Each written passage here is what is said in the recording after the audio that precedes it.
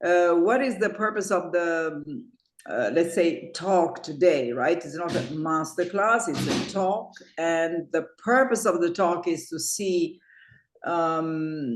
what are the changes, obviously, what are the new competitions, what are the changes in this competition, and how do you think about it in order to make the plan for your preparation, right?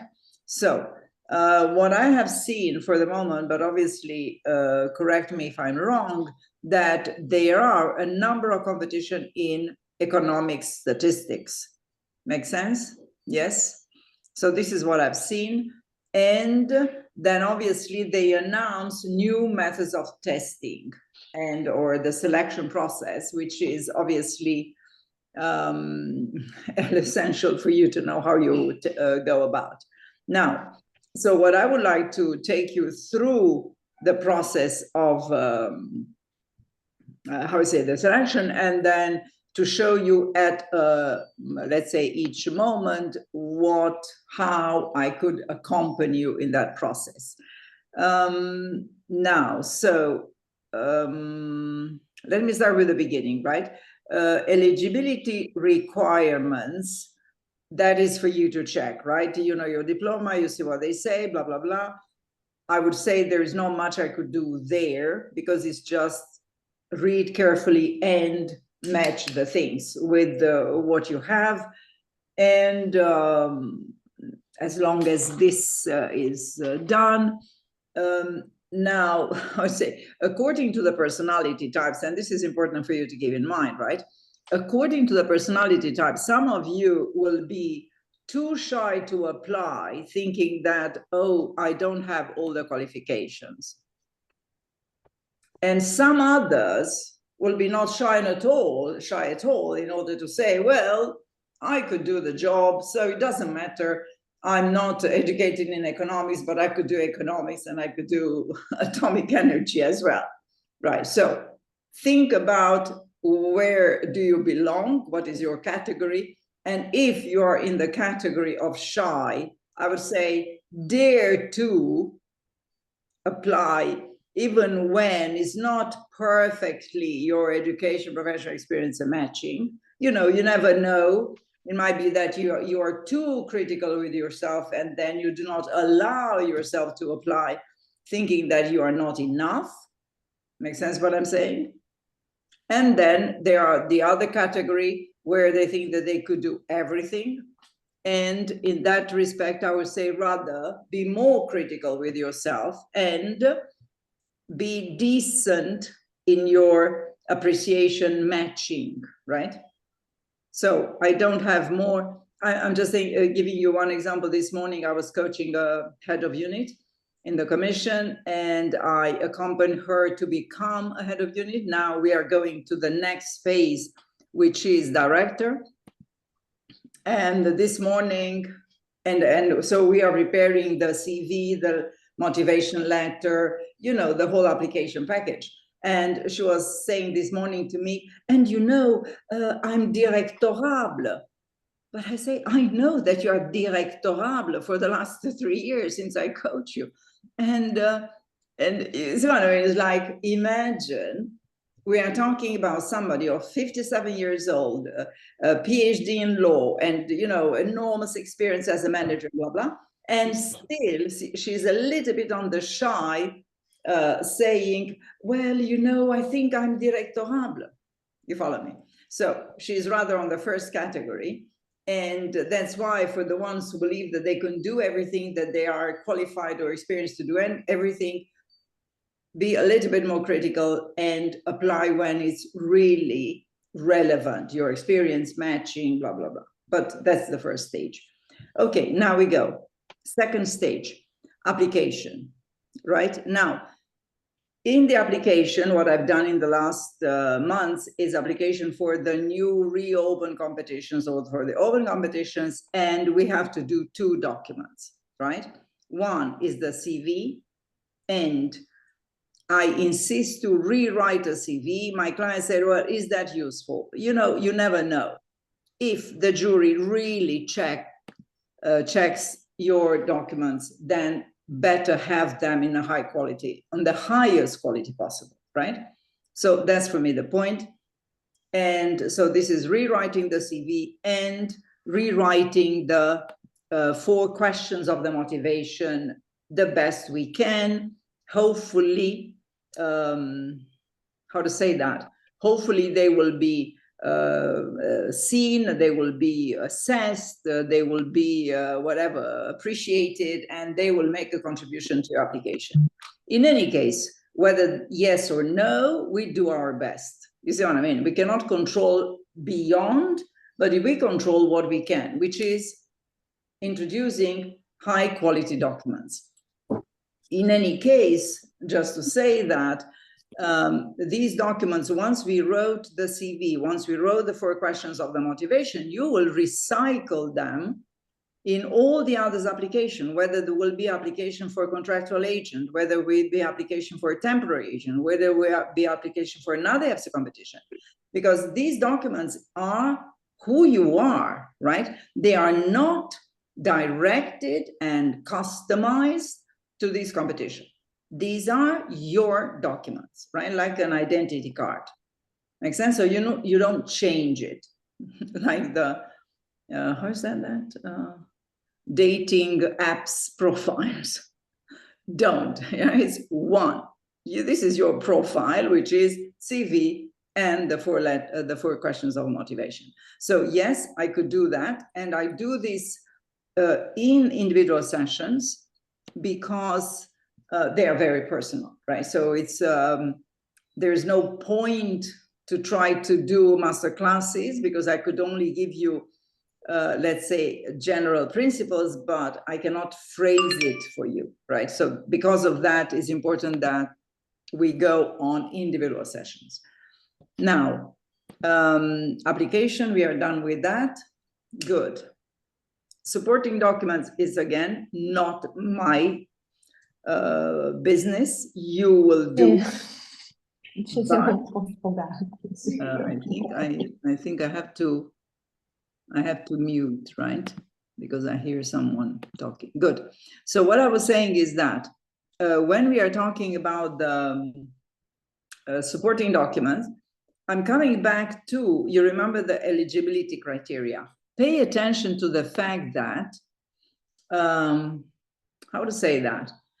That if you chose, let's say, in a decent manner, your competition, now obviously your supporting documents are responding tit for tat to the requirements. So it's not complicated to put them in.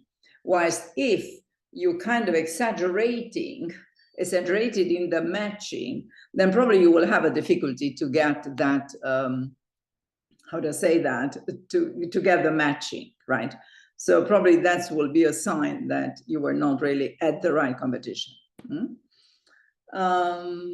Right, so here it's not my business again, and we go to the point number 4, the test. And here starts the solid work, I would say, where I could help, support, guide, and so on, right? So the number 1, reasoning test.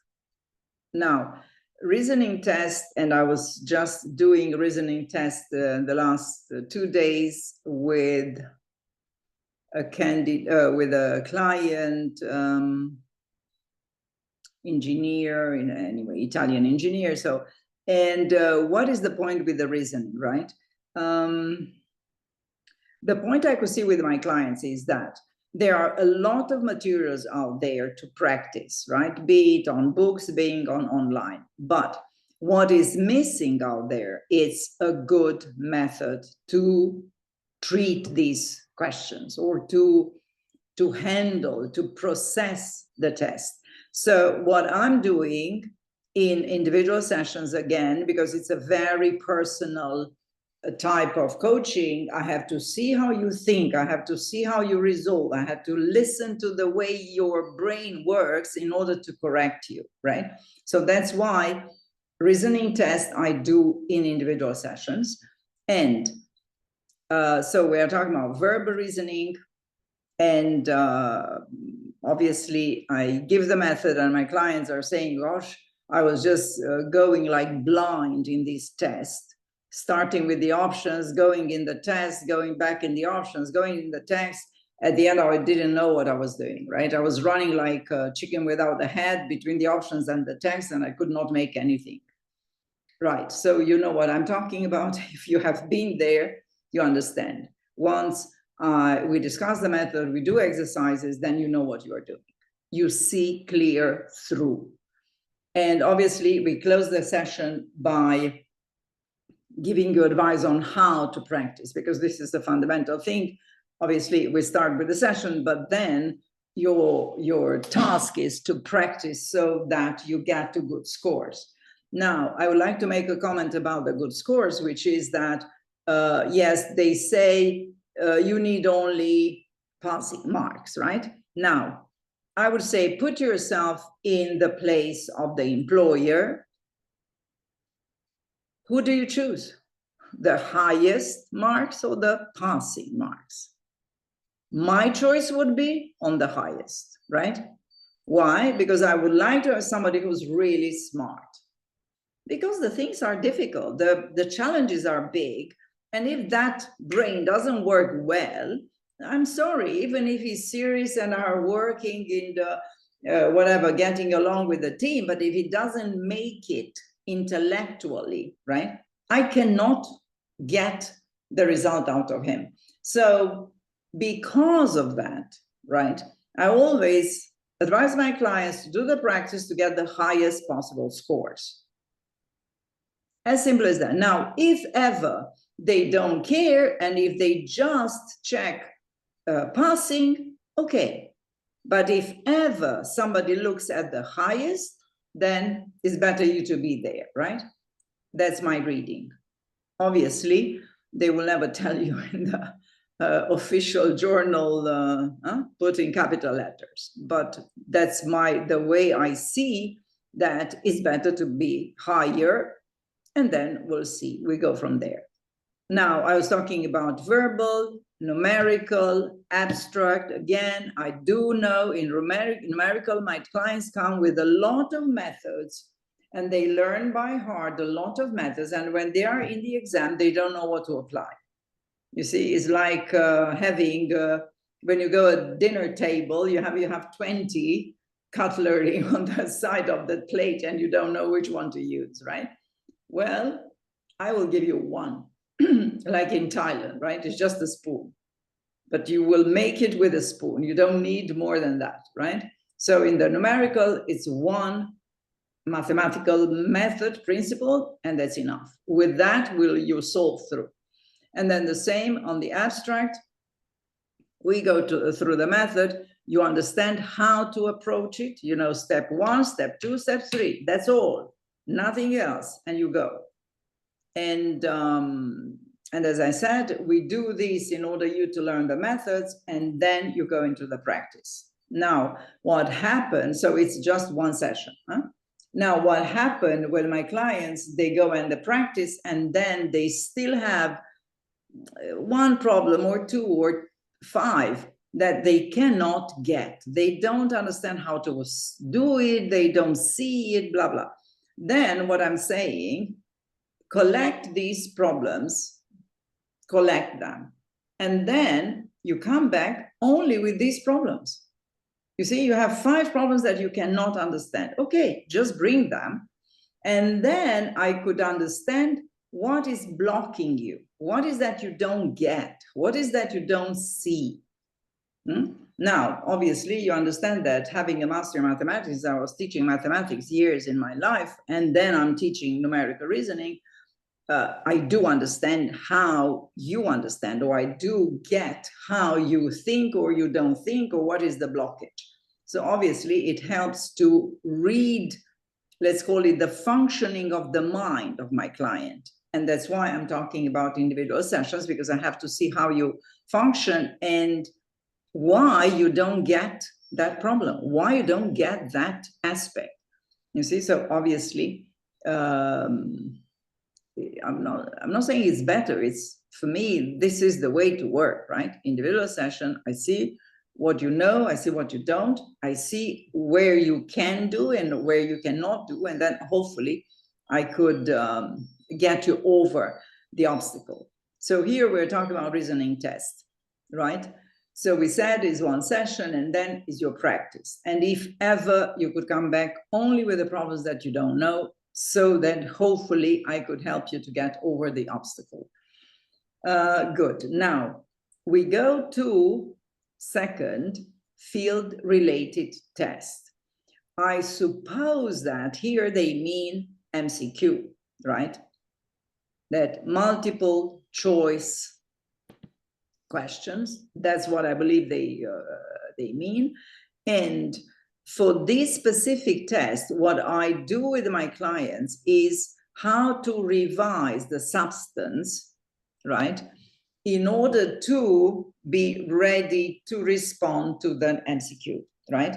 So I have the experience with MCQ a lot in the internal competitions of the commission, of the institutions, I mean, all of them, because in these internal competitions, they have always, not an MCQ per se, but they have presentation of the policies, right? And then obviously in some EPSO competitions for experts, they had MCQ. So in the last 2-3 years, we had MCQs. Makes sense. So what is that important?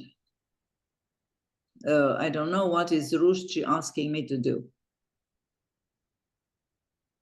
No, I don't enable anything, Ruschi. I don't know what you ask. Don't. Okay, good. So what I was saying is that the MCQ, therefore, has to be based, or the preparation of the MCQ is based on the revision of the substance, right? Now, that is important to have in mind. How do I revise the substance? Now, obviously, you will go for a competition where you are expert, but we know what we mean. Expert, you know, there is a whole span, and you could be expert on 10 or expert on 1. Okay, then in any case, you have to revise the substance. And so the question is, how do you revise the substance in order to be able then to respond to the MCQ questions? So this is the masterclass that I will propose. How do you revise the substance for your MCQ test? And this is a very tricky, let's say, revision. In what sense? Because you could revise like for a PhD, and then you revise the whole library, and good Lord, you do your PhD based on that. Or you can revise in a very superficial manner, which is the one that is needed for the MCQ, right? So keep in mind the questions of the MCQ, they are very small, very superficial. It's almost like yes, no, yes, no. So therefore, the revision is not in the depth, in the nuance, in the whole thing. So that's why the way you revise is fundamental. Because you could revise like in all the details and in all, not to mention that you cannot because you don't have the time. In theory, you work, right? So you do that in your spare time, your leisure time, you will do the preparation. So obviously, you do not have enough time to invest like doing a PhD. So you see, we have to be realistic. How do you prepare an MCQ next to a work, and some of you next to a family and children, right? Or whatever other responsibilities you have. So the window of opportunity in order to prepare is quite small. Therefore, essential for you will be the effectiveness, that means choose the right subjects, and efficiency, that means do it well, optimize the use of your time. So in order that your revision is effective and efficient, you have to have the good schemes, the good templates, the good, let's say, structures for the revision. And this is what I will do in the masterclass for the MCQ. Make sense? So, number one. Second, now they say written test. But as you know, they will have 3 or 4 written tests. I think 3. And the point is, okay, so what's the difference, right? Now, my understanding of the difference, let me see if I have here, yes. So, what is the difference between the 3 written tests? Because there is written test, there is field-relating written test, and then it's free text essay on EU matters, right? Makes sense? So these are 3 things that you have to make the difference so that you prepare in a different manner, right? Now, for the ones who are here for, let's say, some time, so they know what a case study is, right? Then we could say that the first thing, which is called written test now, that is the old case study. Why is that? Because that written test will be done based on documents, but not documents in the field of competence. You hear me? So if you have documents, but not in the field of competence, then it's a case study. You follow me? Because if you have documents in the field, then it's a written test in the field. You see now the difference, right? So if it's not in your field, it's like the case study. If it's in the field, is then written test in the field. Make sense? So these are similar. Probably on both, they will ask you for a briefing. Probably. But first will be briefing in something that is not your domain. So the only thing they will like to see is how you read, understand, organize, structure, and produce a briefing in, I don't know, love life of Wales. Make sense? That is, you have no information whatsoever, and based on the text you receive, you have to do that briefing.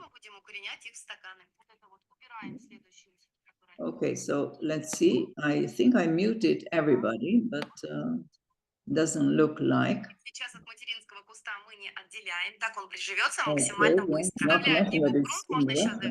It's not for me.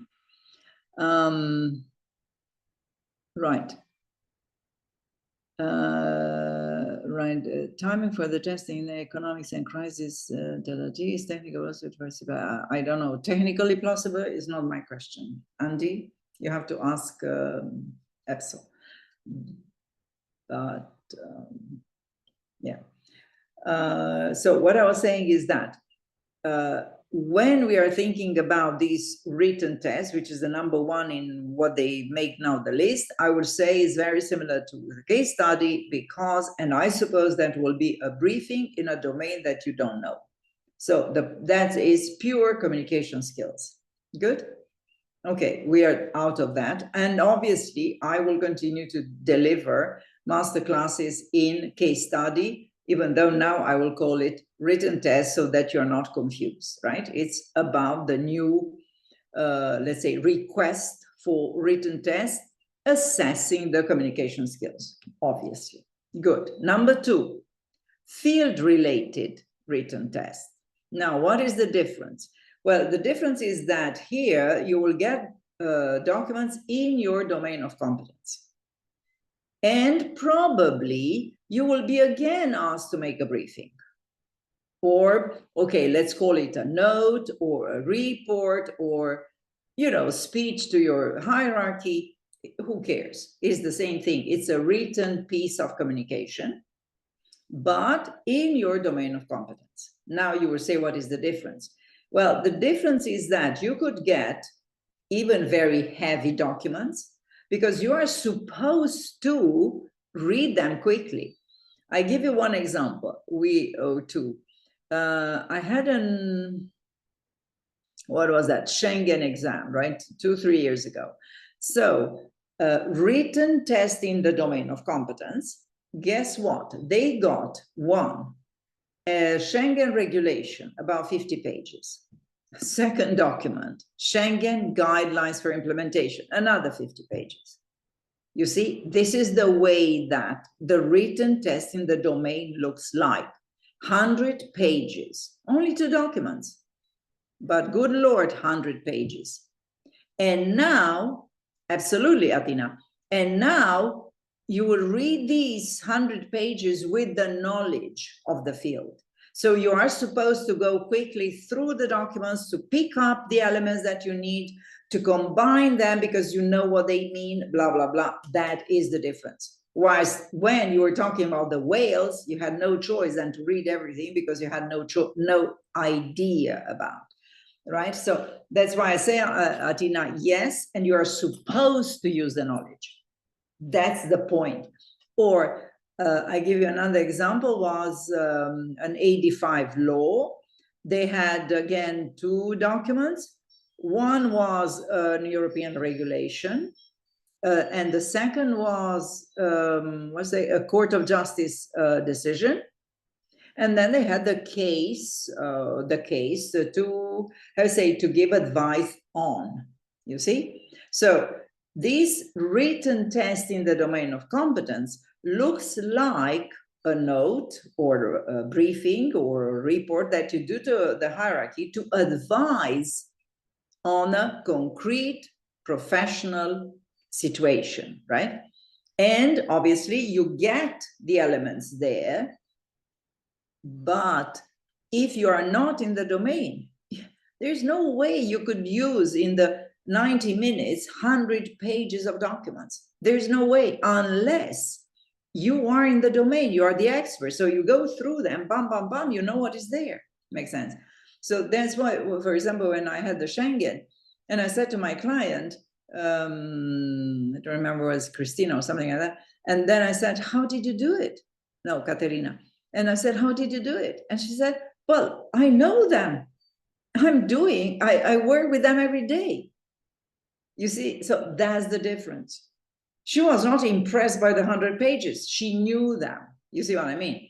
Whilst in the written test, so-called case study before, then if you have 20, 25 pages, why? Because you have no clue what is there. You have to read it very seriously and to get everything out because you don't know. You see now the difference, right? Hello? You are alive, still alive? Looks like good, great. Especially when we go in the preparation, I would like you to be alive because otherwise. I have a question. Hi, Carmen. I hope you're fine. Hello. Yeah, just can you repeat just one more time the difference between the written test and the case study now and how it was, please? Right. Okay, so the case study is Love Life of Whales. Do you get the point? Hello? No, no, I didn't get the point. Okay, Francesco, could you give the explanation? What do I mean by Love Life of Whales? Maybe I can try. Yes. Sometimes you have to Merci. read deeply the documents to show how do you understand how Yeah, but why do I say Love Life of Whales? Because the item could be everything. It's not related to your knowledge. It's not related, and you have no clue. No clue. That's the first. That's the case study thing. What now they call written, right? That's the point.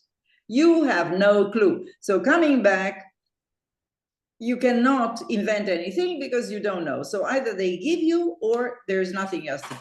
Make sense? Michela, is that what you... Yes, I can make an example because with the economics, we had kind of 50 documents talking about fishery. That is something that I'm normally don't know. Absolutely. That is. So this is the new process. No. This was it's already the study that now they call written tests. Yeah, so it's the same. The thing didn't change. Absolutely, it's the same. Okay. They just changed the title, right? Okay. Good. So because when it say only written communication, that means there is no domain of competence in. Good. Okay, so this is one. Now the field related is the examples that I give you with Schengen or with the 85 law, where you are supposed to know the domain, because otherwise you cannot process them in the time. Now, Athena asked, won't we have the documents in advance? Yes, it might be, but you have the documents in advance, so you could do all the reading and preparation and structuring and blah, blah, blah, but still you don't know the task in advance. So then you learn the file at home, you do blah, blah, what, learning and understanding and structuring. But when you get in the exam, they say, do this, do that. Now, based on all the knowledge that you accumulated, right, then you go there and you draft in the 45 minutes. So in fact, it's not a big difference from the 90 minutes. In what sense? When we had the 90 minutes, what I was saying to my clients, the ones who follow with me the masterclass in the case study, they know, I said in the 45 minutes, you read, you structure, and in the last 45 minutes, you draft, you see? So before you were doing the first 45 minutes in the exam and the second 45 minutes in the exam. Now, the first 45 minutes you do at home, and then the second 45 minutes you do in the exam. But you see, it's not a big change. Obviously, it's a little bit of change because you do it at home. You could take more time and blah, blah, but it's still, we are in the same concept. Half of the time read and structure, half of the time draft. Make sense? So we are now talking about the field related. So you might receive the file in advance, and then coming back to Athena's question, I have in mind an exam on development cooperation and on external relations. So these were expert exams, and they got the file in advance. But you prepare, I mean, you read, you understand, you learn the file, and I'm telling you that I was working with my clients to know it by heart, the file, because then you go there and then they give you the task. And at that moment, based on the task, you have to decide how you organize your knowledge and your information, and then obviously you produce the tasks. Makes sense? So, and on this field related, it's very difficult to do if you're not in the domain, because there are so many, knowledge, skills, understanding, that if you don't come from the domain, you cannot work them out. You follow me? So that's the fundamental difference. Hi, Carmen. Can I say something? Can I ask you something? Because I am in the amendment of the notice of the competition for the Economists. They are saying now written test, but they are saying based on the provided documentation related to the area of economics. Yeah, but this is the number 2. It's not the number 1. But they are saying only written test, not field related written test. So even like this is a number 2. Okay, so now, okay.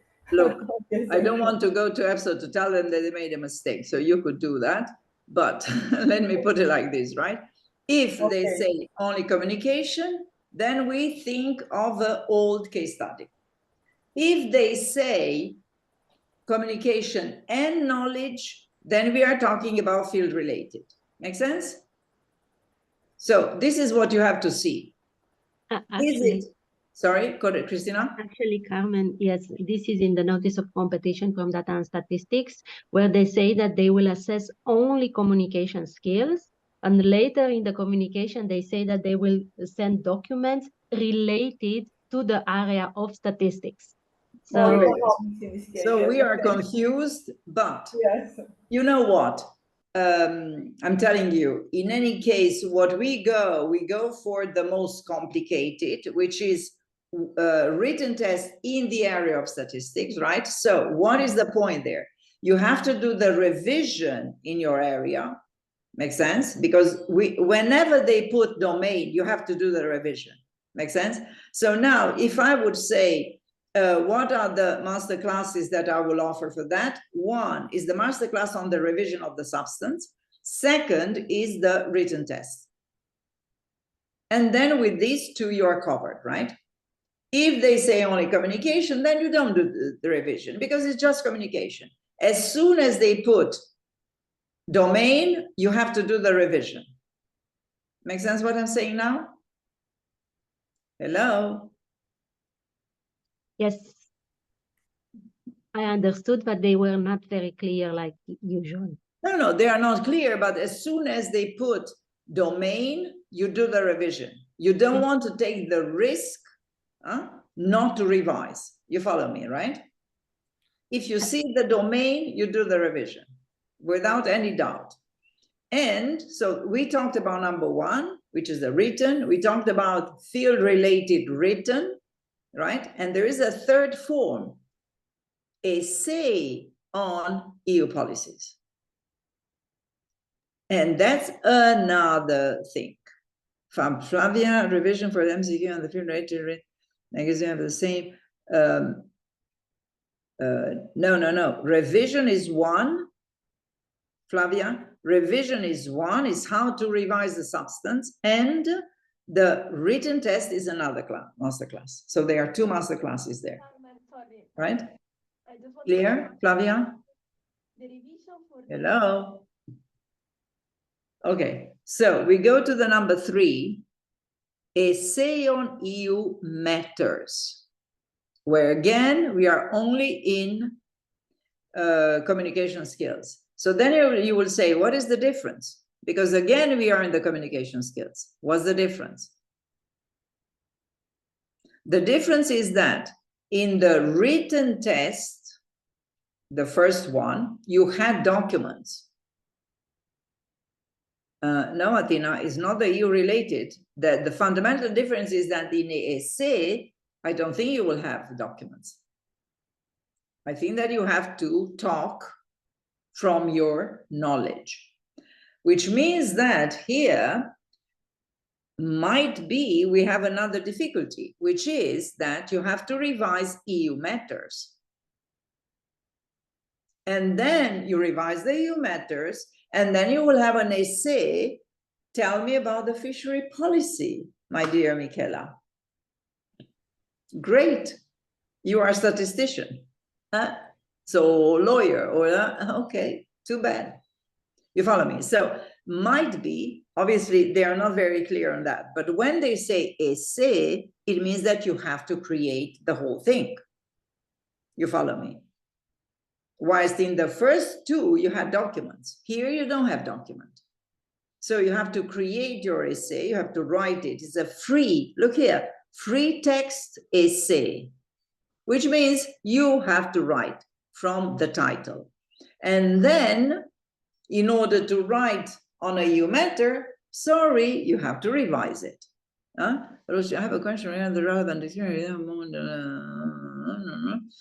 Okay, relevant experience, it's a very subjective issue, but okay, we could go to have a chat about that. So let me finish with this. So the free text essay means that you have to write it from your head. And secondly, on EU topics, it means that you have to revise your EU topics so that you are able to do that. And by the way, all the internal competitions, and there are a lot of internal competitions now running in the European Commission, in the Committee of Regions, in the Parliament, a lot of internal competitions. And they all have to revise the policies, right? So it's a practice that it is there already in the internal competitions. Now they introduce it in the external, right? So we are talking about revision of the EU policies. And again, this will be a separate masterclass, right? On the revision of EU policies. Okay, now they give later anchors for the written communication skills. I mean, I'm sorry, it's not a big fuss. Obviously, I have to structure, I have to write concisely, I have to do that. I'm not very impressed about the anchors, so you could learn them by heart, but for me, they're not like rocket science, obviously. Okay, so Rusci, what was your question? Dear Carmen, thank you for the opportunity. It is written in the AD6 Economists competition, and at the same time for the AD6 competition for statistician, that we should have, all the competitors should have a relevant experience that enter within the scope, let's say, that they design somehow. The thing that I would like to ask to an expert, because I don't have anybody else, and EPSO do not reply to this, and actually they didn't reply even in the first slot, the last October 23, when you sent them a question and they they didn't reply, because they send you to the notice of competition and then reply to you like with, if you imagine a question, they send you read and understand. Read and understand, and if you are not eligible, we will tell you eventually after, when we arrive at the moment when the evaluator have to make their evaluation. The thing is that in 2023 we didn't arrive at that point because it was stopped. Now that, so you don't know, in fact, whether you were or not eligible. The thing is that I personally, I'm sharing it with you, it's not a secret, I have experience in a global industry in marketing department, and it is not properly related to policy making activity. But the thing is that in big global companies, it is suitable both for economists and statisticians, because you have a lot of data crunching, you have a lot of statistics. What's your education? Economics and management and statistics. So the education is in... Yeah, I would say, look, so for me, because your education matches, right, perfectly, I would apply in any case. Okay. So no question about. Now, having said so, I'm not selling you the coaching, but I would say that I would pay attention to the phrasing of the CV. Okay. You see, because the phrasing of the CV, in fact, in your case, it's a little bit trickier, right? Exactly. That's the point. Actually, this actually could be useful, like the masterclass as well. So. The individual session to rewrite the CV, to, let's say, phrase it according to the, let's say, request or so. But in any case, I would apply, because by education, you're qualified to participate. Sure.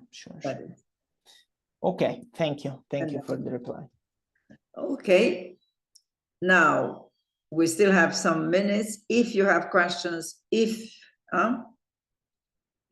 right, Christina said, for many of us, we have the background study, but not the professional experience. Well, Christina, that depends on how to say that. If you are an economist by education and you worked as a secretary assistant for 10 years, that will be tricky, you see, to how to say that, to support claims that you have experience, because I suppose that they still want experience, right? If it's in an 86, how many years experience they ask, Rusci? 4. You see what I mean? So that's the point. If you did not work in something like administrator roles, you see what I mean? Whether this is in marketing or in whatever, but you worked as assistant, that will be very difficult to demonstrate something, right? So here will be my comment, Christina. It's up to you to see whether you could claim professional experience that is relevant. So in Rusci's case, I said he has the education and the work in the marketing is kind of administrator. You see, it's an AD level responsibilities. Okay. So if you have a professional experience that is similar to an AD responsibilities, then yes, again, we should phrase it in a proper manner, but it will fly. Whilst if you worked as, I don't know, a translator or assistant, or there are jobs where it will be very difficult to support economics / statistician roles. So we have to see. If I can, if nobody else want to ask, I have another question about the supporting documents, Carmen. In particular, probably for public bodies, it is much easier, but for the big companies, you have to formally ask for supporting documents, like the description of your job or the duties that you have performed through the years. And because of this, I mean, the company will ask me you why. have to unveil that. Exactly. They will ask to me, like, are you about to leave or something? Is there another way to justify to EPSO through other types of documents, something that I can self-sign or make it signed to my previous bosses, for example? Look, what I would say is that what you could do, no, I think the EPSO is quite rigid on that. What you could do is to ask your former and present employers of these proofs, because you want to maintain your file up to date. I see. And this is quite a reasonable request on the employer. You see, I want to have to maintain my file, my professional file, up to date. Do you mind give me this job description, functions, blah, blah, blah? Right. So this is kind of a reasonable request, and they have no reason to say, no, we don't. And but I do understand they could think, what is he doing? Well, that's life. Thank you.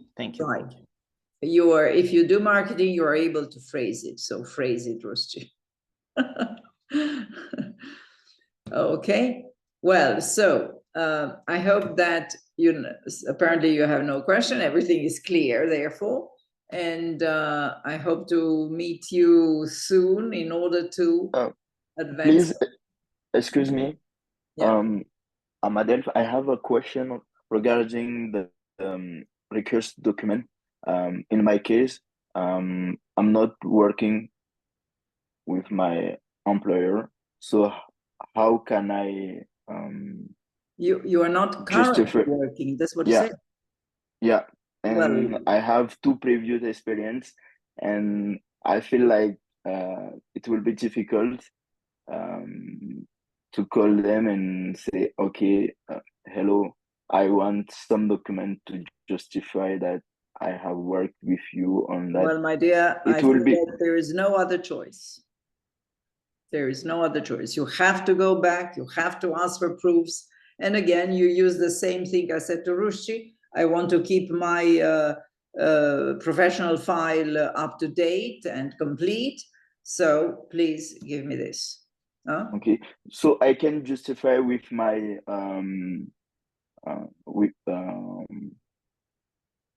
with my salary. No, salary is not enough. You need duties. Okay. So I will look on that. Okay. Yeah, there is no other choice, right? You cannot ask flexibility on the side of the EPSO. They have to deal with thousands and thousands of candidates. Be sure that you deliver them what they need, so they tick their boxes, and that's all, right? It's you to make the effort, not them. Sure. Good. So thank you. I hope to see you soon on the master classes or individual sessions. If you have still questions, send me an email. Don't forget, by the way, too, on the YouTube channel, I have 180 plus videos, and the last ones explain the EPSO competencies that you will need when we think about all the tests that you will have to follow. So it's explanation on the EPSO competencies. Then obviously follow the website in order to see the masterclasses announced. Every beginning of the month, we announce the masterclasses of the month. And I think that we are announcing as well on Facebook, on Instagram or TikTok or something like that. So I think the social media is supported. So you will certainly know what's happening if you subscribe to all these channels. And then hope to see you soon. Bye. Have a nice day. Bye. Bye. Bye. Thank you.